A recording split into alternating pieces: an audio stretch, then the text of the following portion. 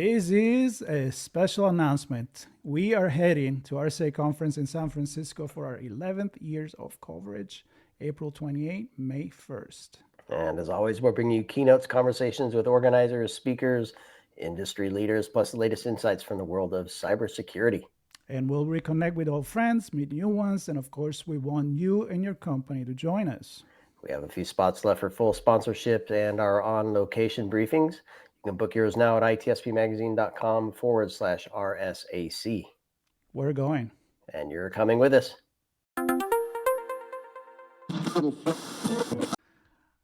All right, welcome everybody. This is Audio Signal Podcast. This is Marco Ciappelli, and you know me, I hope, unless it's the first time that you see the show or listen to the show.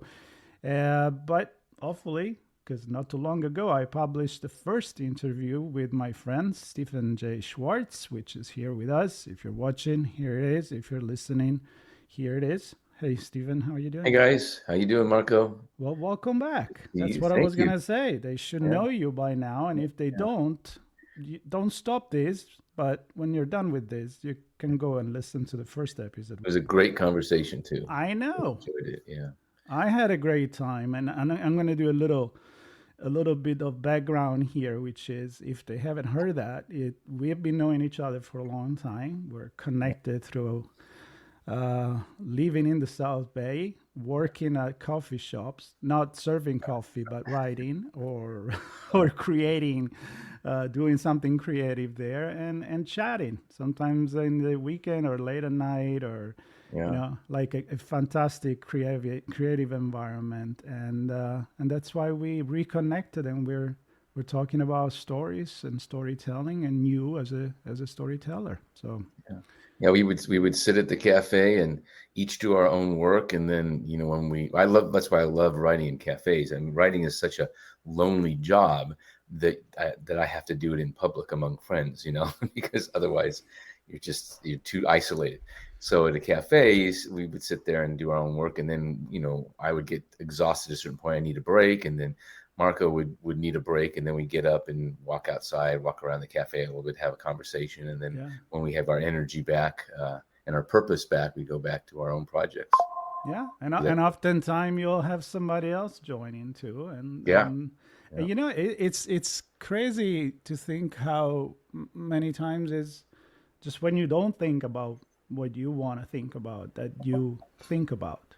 Yeah, I made a little mess there, but I think I think I know what you're thinking.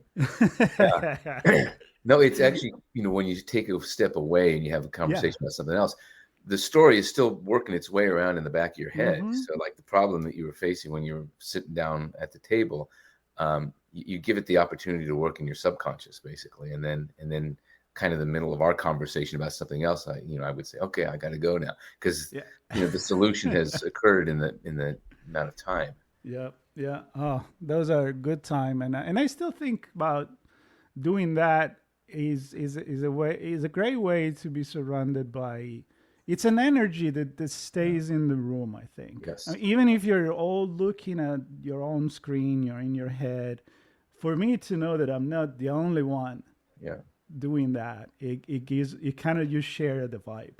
Let's put it that way. Very LA. You're sharing the vibe. It's very LA.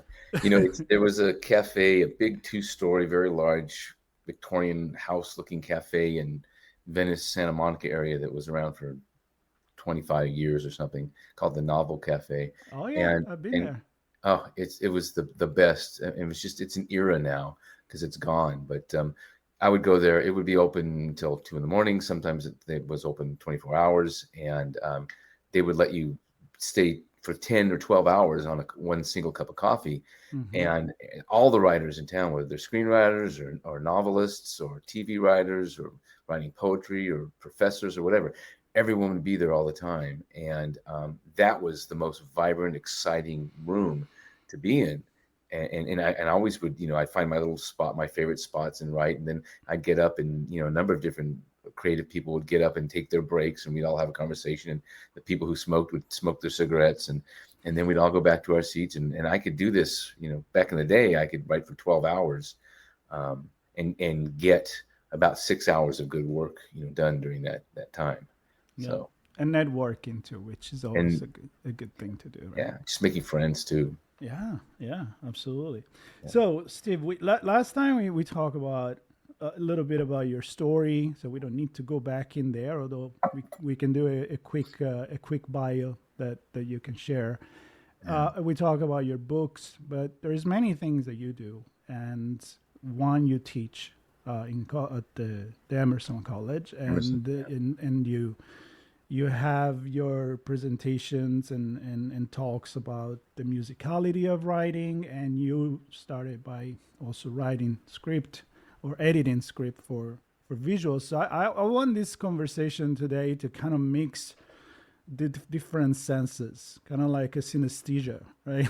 Mhm. With the music and the visuals and the words, and maybe what we can achieve by just writing. And then if there is a different angles that is needed to look at things, or if it just come out. But let's start with that. 2 minutes of who is Stephen Jay Schwartz for those that didn't listen to the first episode, and then we dive into this topic.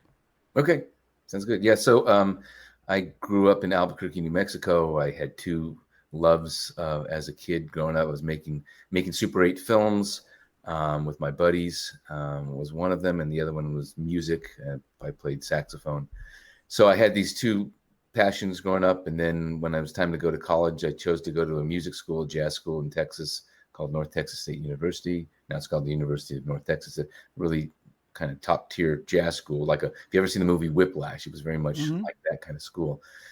And I spent a year there before I realized that what I really wanted to do was make films. I kind of figured I'd get to filmmaking through music because I had a head start on music. And then I realized when I was there that all my peers were really just trying to survive as musicians, and I wanted to go a different direction. So I left there. But one of the things is that I wanted to communicate stories, and as a musician, you're communicating stories to other musicians in a way. You're not so much to the general public, and I wanted to do it visually through words and through visuals through film. So I left, came to California, continued my school education in film, making films, short films, and writing screenplays. Again, trying to tell the full story that people can see, which includes music too. Music is included in the film experience. Then I ultimately, when I left school, I got a job as the assistant to a film director named Wolfgang Peterson, who directed Das Boot, one of my favorite films of all time for me. Also directed In the Line of Fire and Outbreak and Air Force One and Perfect Storm and The Never-Ending Story and a number of great films. So started off as his assistant, then I became the story editor there, and then the director of development. So I was a story guy, so I would take screenplays and help work this rewriting the screenplay with the writer. I wouldn't do the rewrites, but the writer would rewrite. I would write notes, and the script would get to a point where it could be shot, and where Wolfgang would direct the film, or we would produce the film with other directors. I did that for about 5 years, and then I left so I can continue writing, because that was about 5 years where I couldn't get any writing done. It was all 24/7 development work. And then I left. You were getting other people writing done. Yeah, it was other people. Yeah, I used to say, and I read thousands of screenplays, and I used to say for every terrible script I read, a vital childhood memory would disappear. Because it was just, I was stuffing so much information into my brain. Yeah. It served me, it was tough because I didn't get any writing done during that time, but it served me well, because when I did decide to sit down and write novels, I had read thousands of thriller scripts. And so the 3-act structure with escalating action and, with the climax and, and the pacing was all there. So I wrote a novel that very much had those components that you would see in not an action film, but maybe a thriller film, and so that served me very well. And so by the time I wrote my first novel, and I'd already written 10 feature screenplays by then, my first novel didn't read like a first novel. It read like a polished, novel from all that I had done for the years, before that. Yeah. And that's what we talked about on the first episode as well. So the way I'm thinking now is this: based on your story, your short story you just told now, there is music, there is movies, and there is writing, of course, as you are a writer. and it all comes together, right? We were joking before start recording on how oftentimes people say, well, the book is better than the movie because you made your own movie in your own head. Now, some people may be better than other in creating these visuals in their head. Funny story when you connect it with music as well is I have books that I have read listening to music as a kid, and weird connection happened. Like if I listen to Asia, I don't know if you remember the band Asia Yeah. from the 80s. Back in the day, 80s. Yeah, Yeah. back in the days, I think about Dr. Jekyll and Mr. Hyde, the book, because I was listening to that. So don't ask me how my brain works, but Yeah. it kind of trigged that memory, right? And other times you may choose maybe a more, more a more efficient kind of music to go with it, with the specific topic that you're reading about. But hey, you know what? You can hear music and when you read, and you can imagine things. And so is there anything connected in your mind when you write, and how you try to portray a visual, a scene, and how is it different if you're actually just writing for a book or if you're writing for an actual For film. film? Well, there's a big difference between writing a novel and writing a screenplay. When you're writing a screenplay, you're really writing an outline for a director's vision. I mean, you have your own vision as you write this screenplay and the story, and it's all you. It's all yours, as if you were writing a novel until you sell it. Okay, and then until you hand it out, until you hand it away, and then it's not yours anymore. And the director is looking for something that they can look at and visualize. I mean, directors have a different way of, and I did some directing too, and I really enjoyed it. I love it. But I realize ultimately I'm more of a writer than a director. I see, when I'm talking to people, I see words in my head, and when someone says something, I'm like typing it out in my head, and I'm seeing a comma, and I'm seeing the exclamation point, and I'm like structuring it as I'm having a conversation with someone or listening to somebody, and that's just the way my head works, right? And directors are seeing everything visually. And I had a buddy who's a film director, and I gave him an assignment for a podcast thing we did, where I gave him the first paragraph of a friend's book, and I said, "How would you shoot that?"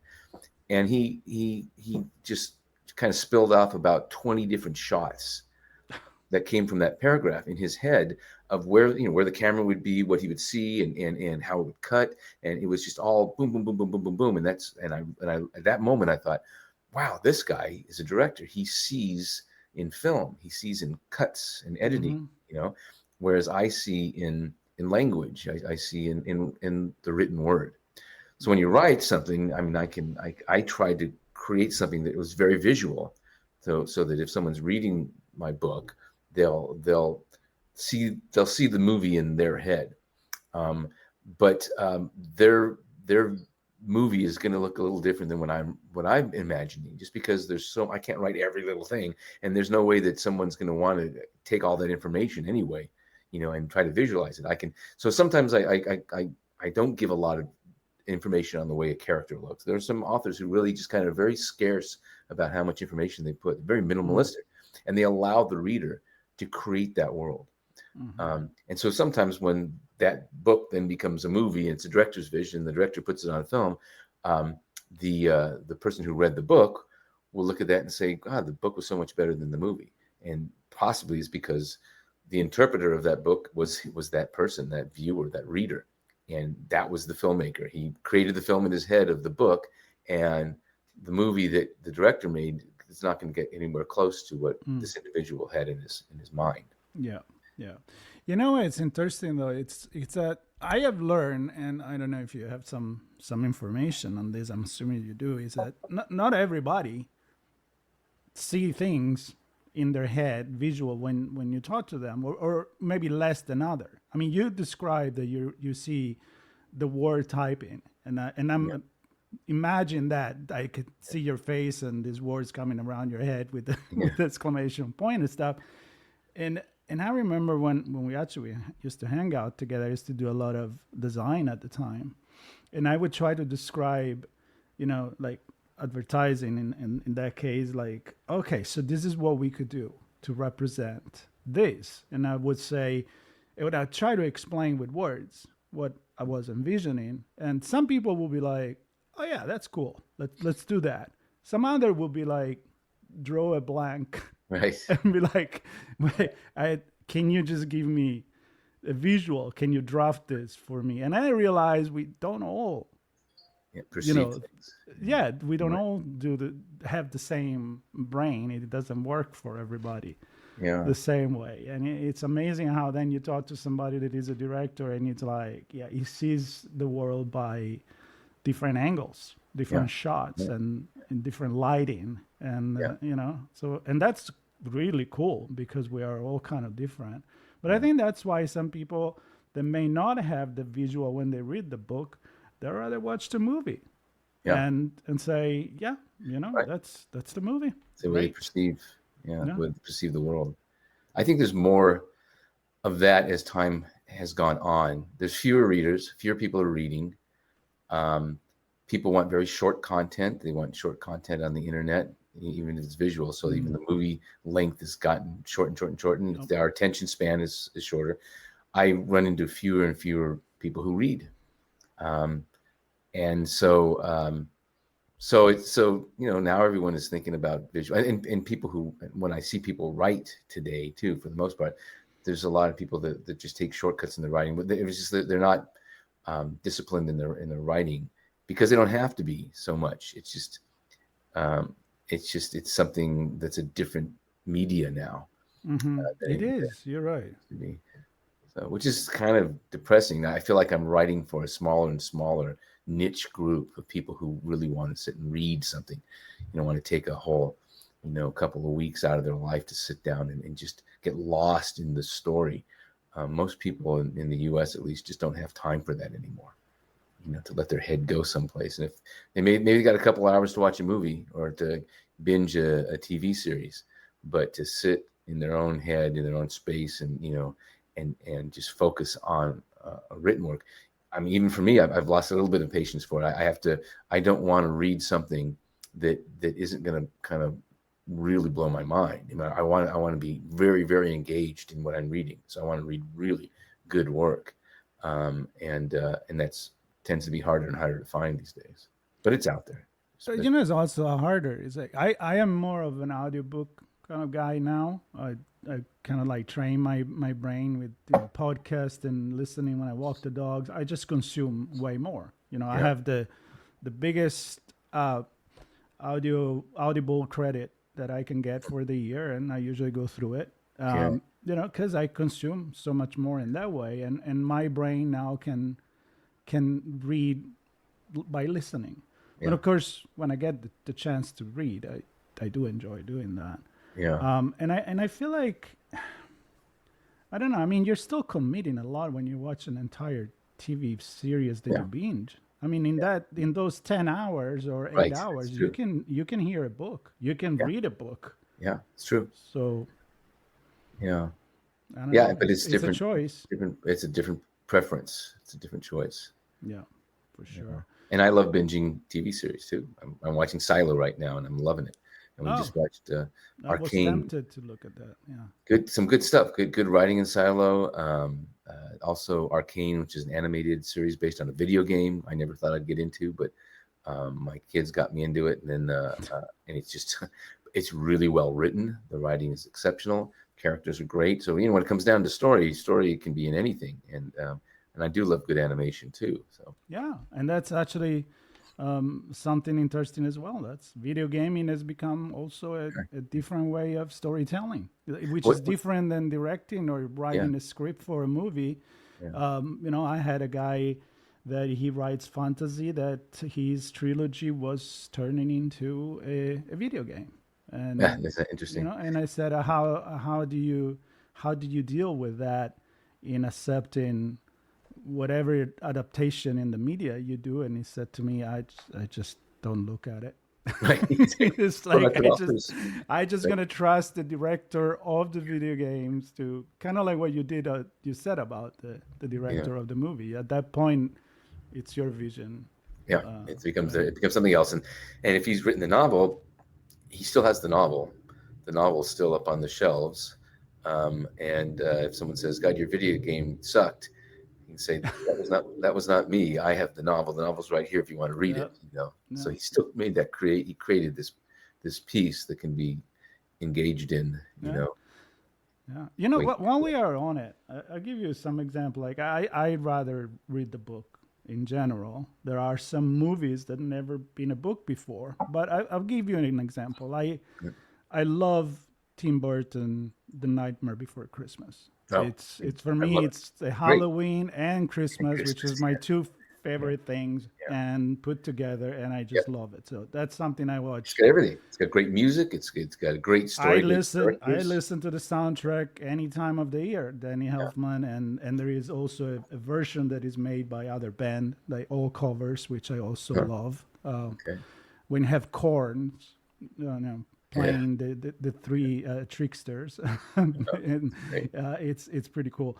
But the what I'm saying is, I'm like this year I said I want to see if there is a book version because I wanted to walk around and listen to it, and I did find it. And it Huh. was an adaptation made by a writer, which is I don't remember the name right now, but she's a New York bestseller writer, and Yeah.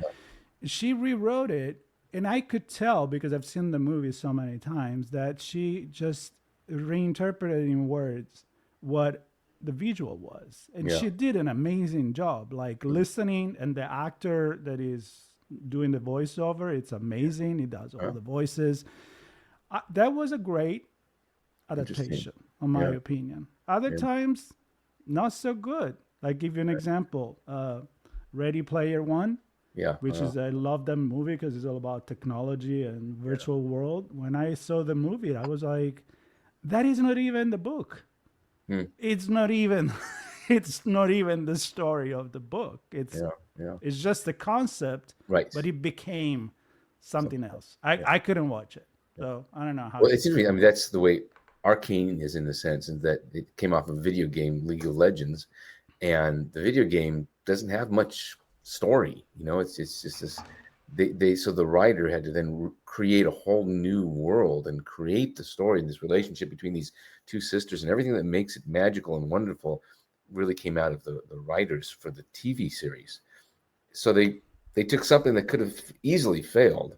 And so if someone did just like a true adaptation of the video game to film, it would be or TV. It could be very dry and boring and nothing's going on. So they had to be completely take the concept of the video game and turn that into something absolutely new. And then it became, because it was so well written, it became a very popular, successful series. But it's obvious, concept is, when I was working for Wolfgang Peterson, we would buy a screenplay, and everyone in Hollywood would do this too. Sometimes you buy a screenplay just for concept, not for this. Like the screenplay could be kind of poorly written, but the concept would be unique and interesting. And so you'd buy that screenplay, you'd give the original screenwriter an opportunity to change that screenplay to the vision of the director, let's say, or the development team. So you give him an opportunity him or her to rewrite the piece based on your notes.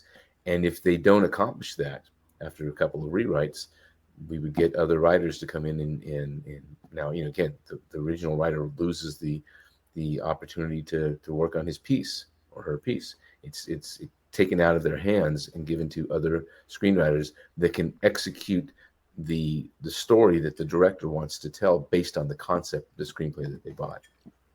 See, I don't. I feel like some people are very protective of their job, and some other they're just happy that they had the good idea that inspires someone else. As when I do like a creative direction, and I say here's an idea, then I can take I can tell the copywriter in the past when I was doing advertising and say, all right, get the concept, now give me your vision. The copywriter will write something, the designer, illustrator will illustrate something. And if you start micromanaging, I feel like you're going to have something that it's just not good. I mean, Yeah. I feel like everybody has a place, but some people don't want to let it go. They want to have that full control on it. And I don't know. I mean, I can think about a lot of books that turn into a movie that you realize that you have to. It's a different media. It's Yeah. Right. It's so different that usually the instincts of the author in that adaptation aren't really aligned with the process that is required. I mean, you've got a, 350, 400 page novel.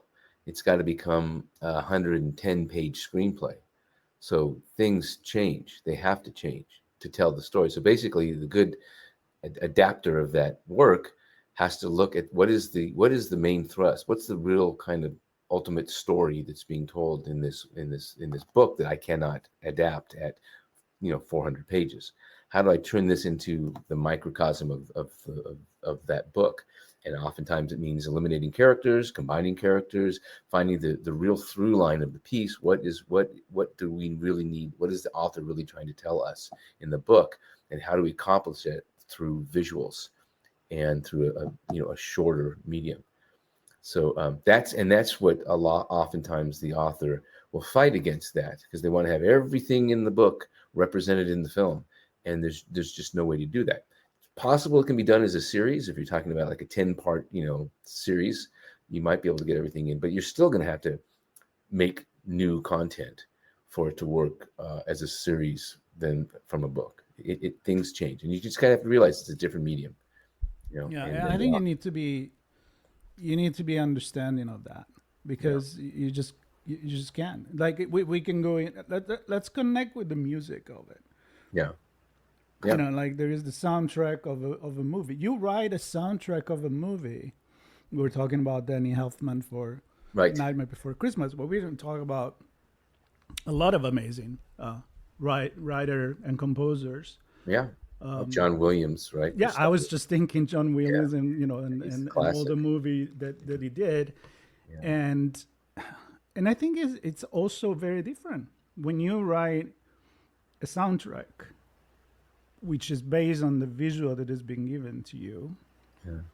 It's very much different than if you write your own piece, where maybe the visual is in your head. And I think it's a different, like what is that you feed first? Do you feed the visual, or do you feed the music, or do you feed the words? That's a good question for those who do that. No, I know. Because I can imagine. I mean, from my experience, I can guess the process they're going through. But I think it really is a combination of. I mean, to do like scores that are beautiful. I'm like Randy Newman's score for the movie Avalon is beautiful music. We used one of the songs from that album, from that soundtrack in my wedding with my wife and I. We had a small band that played one of the songs. It was so beautiful to waltz, and it's just gorgeous. But Randy Newman looked at the movie, and then he created something that exists beyond the movie. And that when you can do that, it services the film, but it exists on its own as a great, musical work, that's really doing everything. And there's not a lot that you can take and just listen to the music separate from the movie too. But there are guys like John Williams, and you listen to the soundtrack to Star Wars, and it's interesting. The themes, they support each character has his or her own theme. Mm-hmm. And it's really brilliant. It's beautiful storytelling. And then there is the soundtrack that it just goes with the movie. Like, have you ever seen those situations? It supports it. Have you ever seen those things where they're like, maybe like I don't know, like a Shining or Halloween or like a very scary movie. Yeah. You take the sound effect and the music that tells you that something is about to happen, and all of a sudden it's not scary anymore. Yes, right. Yeah. Yeah, that's when the music is just supporting the action or something, and it's important. But also, music can ruin a film. I mean, Oh, if it's yeah. if it's poorly conceived as far as how it should be invisible in a sense. The music Yeah. should just be there, and you don't even realize that you're being led along musically through a scene. Mm-hmm. Um, but sometimes the music is overpowering and it's trying to do too much and it's not supporting the scene. In fact, it's contrapuntal. It runs counterpoint to what. Yeah. And I've seen that in. I don't know if there was a Coppola film. I think it was A Time to Kill. I saw years and years ago, and I heard the music, and I was just like, "This music is killing me. It's just not supporting the film Time to enough." kill. Let's kill It's a time to kill. Time to kill the film. So, Well, let's go into musicality. okay. I think, I mean, I love how we are freestyling and just having a conversation about creative Yeah. arts in general. Yeah. But when I mentioned at the beginning that you have this teaching, I Yeah. think it's a lesson that you do. It's a Yeah, I did series of it. Well, lesson. this was my graduate school lecture, basically. Okay. I went to graduate school late after I'd written my novels. I wanted to get an MFA so that I could teach at the university level, and so I went back to UC Riverside. They got a phenomenal department for writing, and so this was my lecture that I did. I did on the musicality of writing. Right. But you Which, also told me that you do use it regularly when you write. It's well, when I concept. write, yes, Yeah. this is So kind of what tell me what's more in my about head. that one. Yeah. So basically, I realized that I was trying to figure out what made my writing different than other writers, let's say. And it's not, there are other writers that write this way too. If you have a musical background, I think you tend to lean on it. And my writing is really influenced by studying music and playing music growing up. And so I took a step back and tried to analyze what was going on in my writing. And I realized that when I'm writing a sentence, I'm thinking about it rhythmically and musically. And it's not there's no harmony, or melody, but there's a rhythm to a sentence.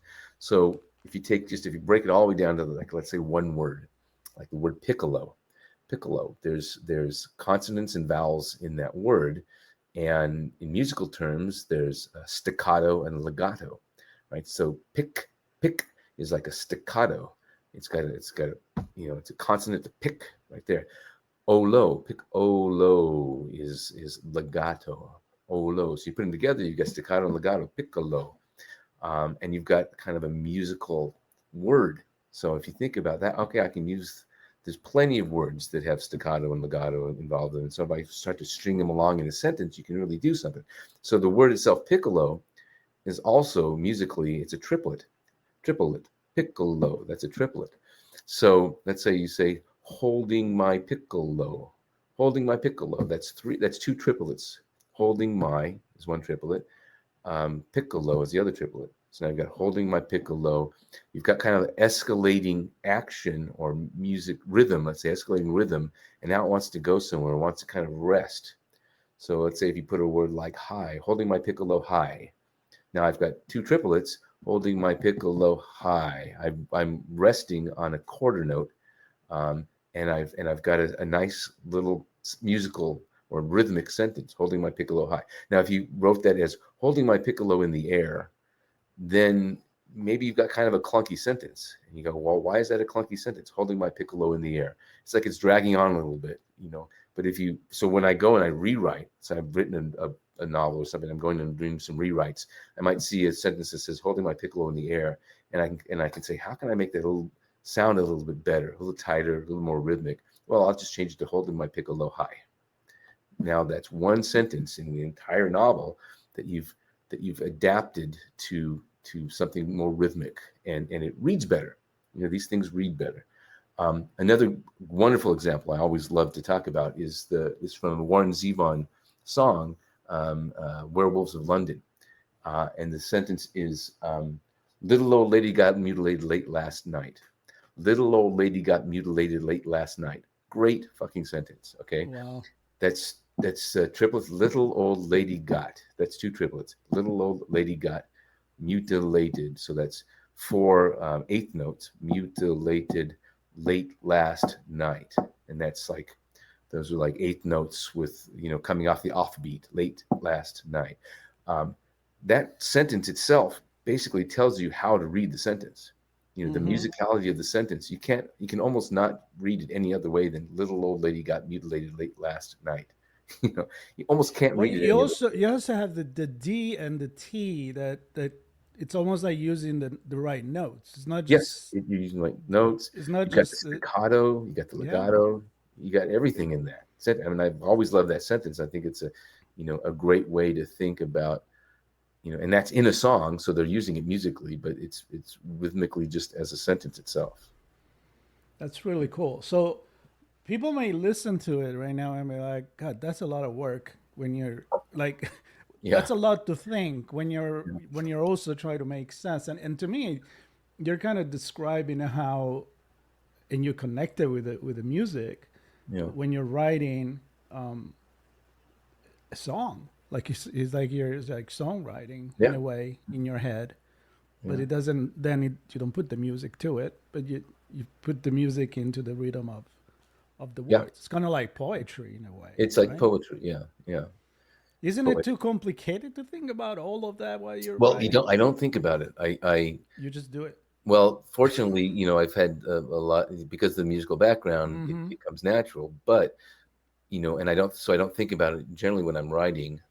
But when I come back to rewrite, and I'm looking at a paragraph that's bugging me because it's kind of clunky, then Right, I can. So it serves well for kind of the rewrite stage. right. But I'm not really thinking about, okay, I've got triplets here, I've got staccato and legato. It's just that's the way it evolves. But if you don't have that kind of background, then it's a good way to analyze your work and say, how can I make this paragraph a little more energetic, and a So, little less so I'm clunky. gonna ask you an opinion. Like, well, you familiar with the movie Ratatouille? Yeah, yeah, Okay, so everybody can cook. I yeah, use that a lot. okay, And talking about a great soundtrack, Joaquino there, it yeah, really makes you feel like you're in Paris half yeah, the time. yeah, So everybody can cook, but not everybody can be a 5-star Michelin cook. yeah. So everybody can write, everybody can write music, everybody can play. Right, How do you feel about that as a teacher as right. well? Well, To yeah, you, it comes natural, yeah, this, yeah. and to some people may not come natural. What you do? Well, it's like it's like filmmaking, directing. Uh, I can do that if I did it more and more and more. I become a better and better film director, and I can maybe start to see the world the way my friend, the film director, sees the world. Doing it enough. So some of it comes down to just doing it a lot. Doing your work, doing your writing over and over again, and listening to people.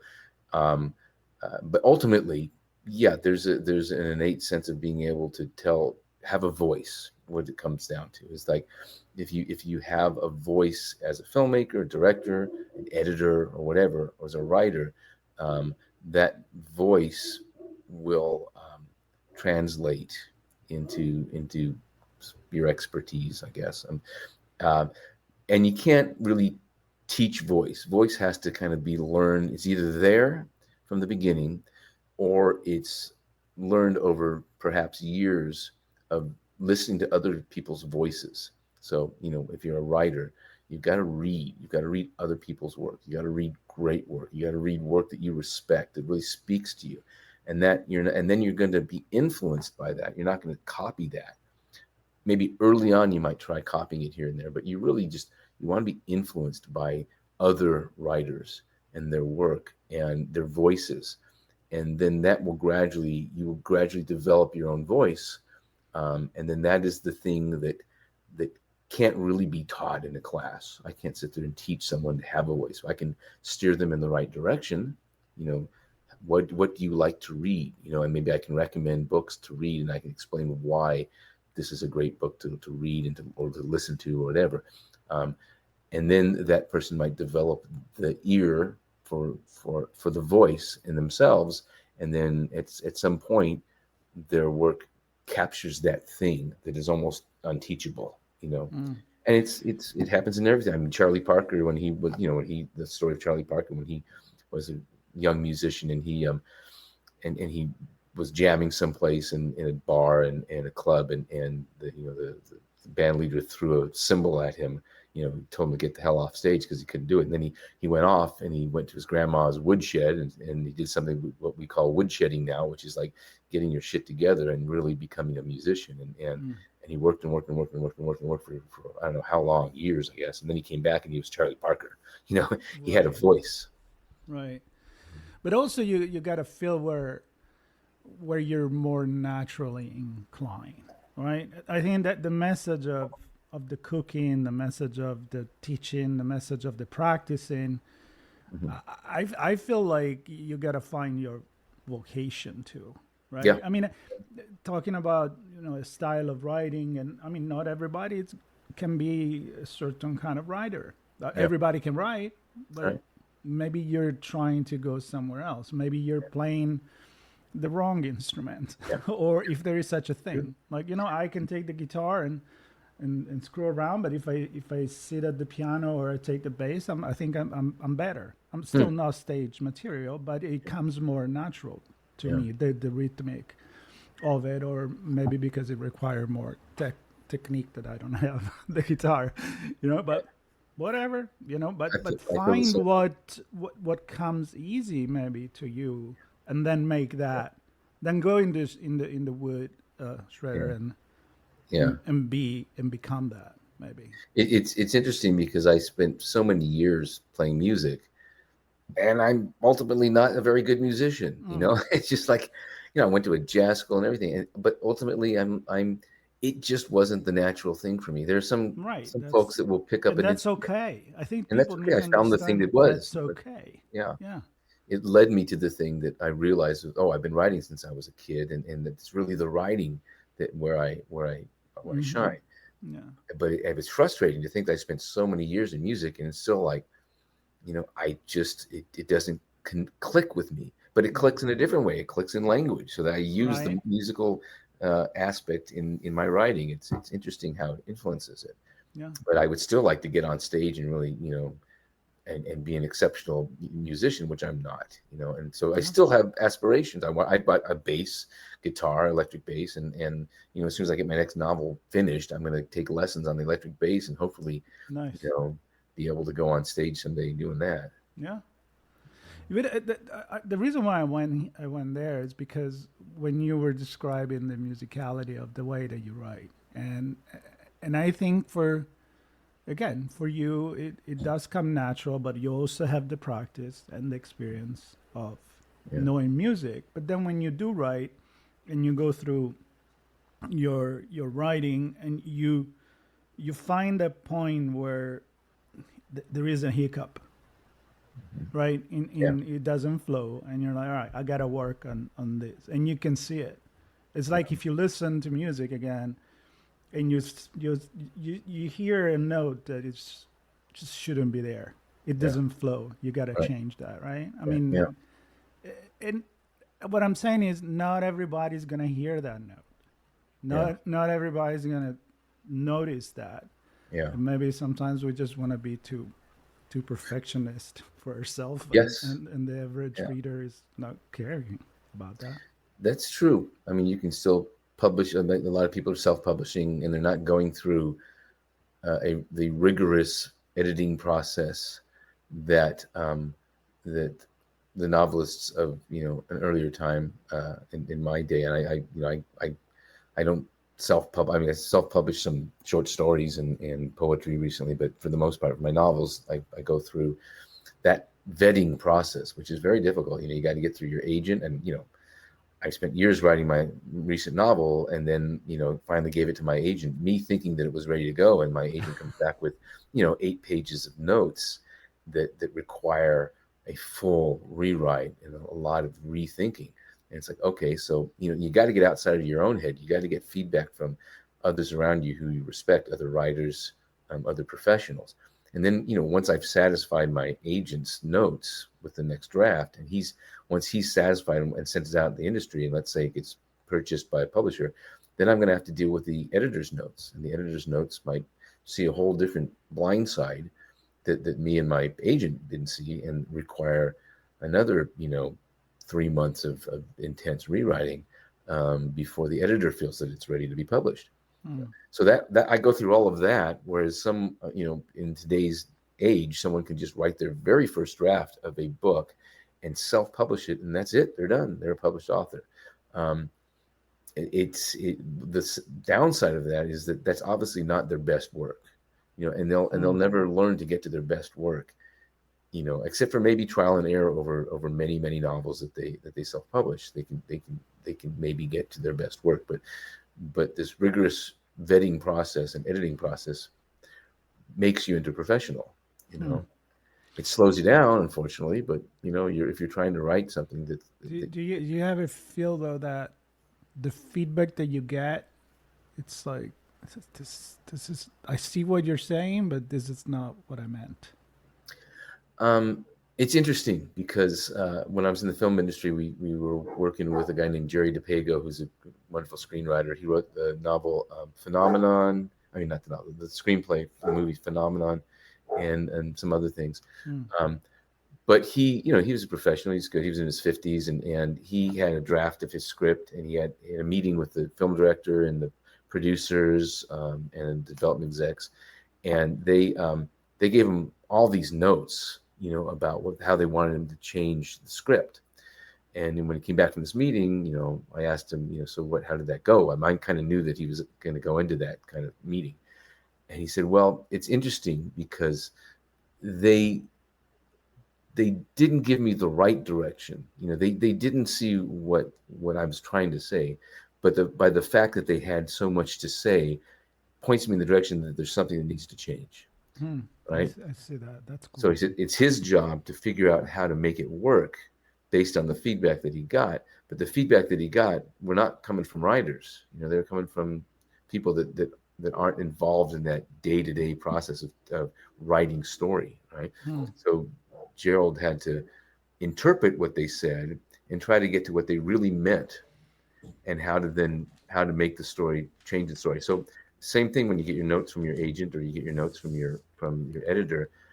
Sometimes they're looking at something that's not working, right? And you got to figure out, okay, why is it not working for my editor? This editor's done great work in the past. Something's bugging him. He thinks it's this, but I can't really just change that. I can't take that note and change it because it everything before it and everything after that note is affected by that change.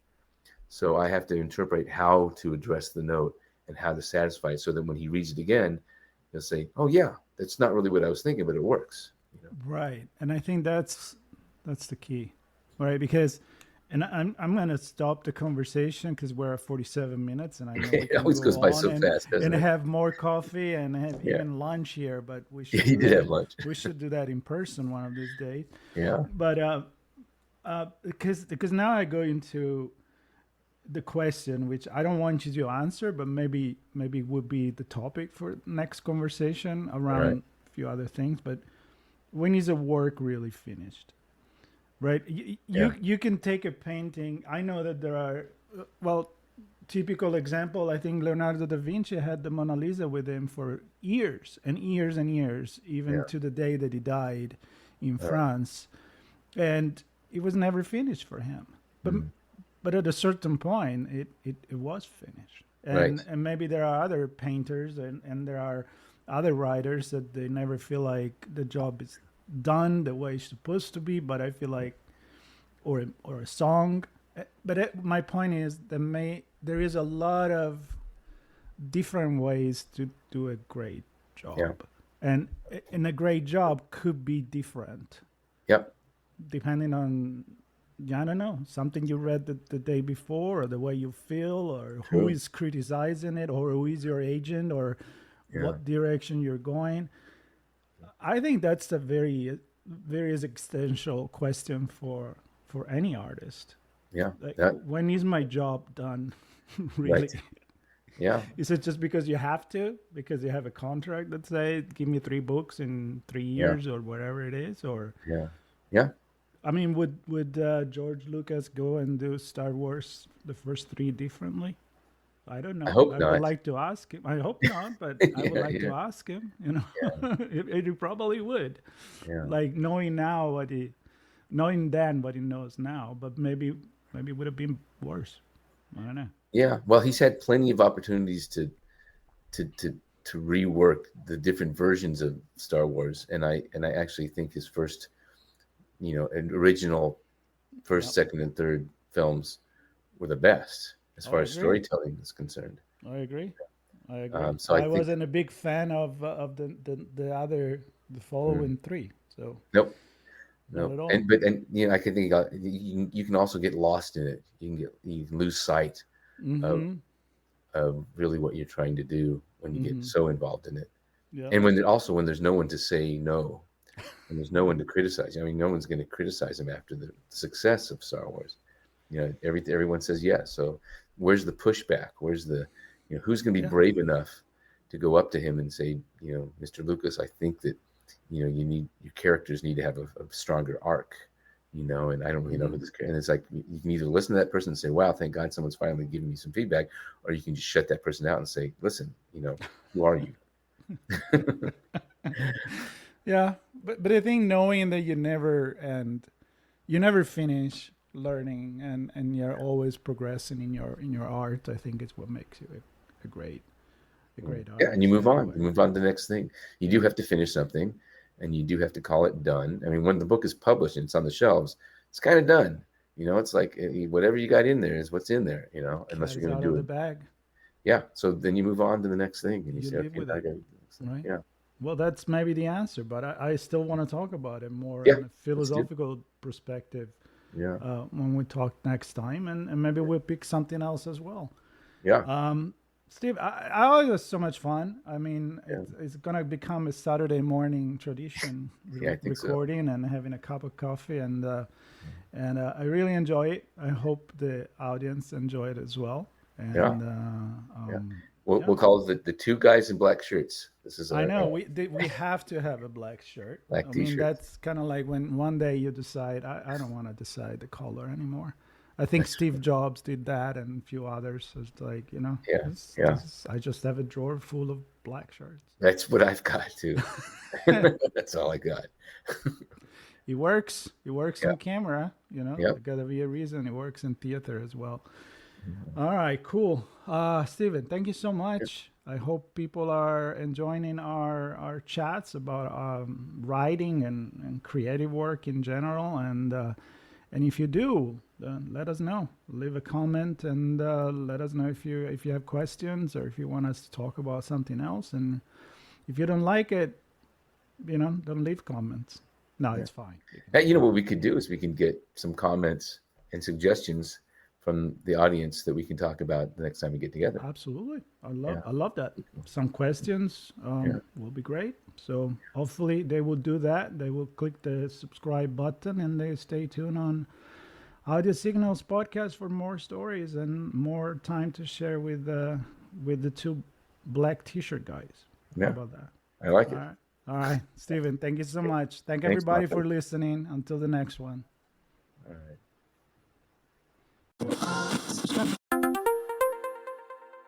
This is a special announcement. We are heading to RSA conference in San Francisco for our 11th years of coverage, April 28, May 1st. And as always, we're bringing you keynotes, conversations with organizers, speakers, industry leaders, plus the latest insights from the world of cybersecurity. And we'll reconnect with old friends, meet new ones, and of course, we want you and your company to join us. We have a few spots left for full sponsorship and our on-location briefings. You can book yours now at itspmagazine.com/RSAC. We're going. And you're coming with us.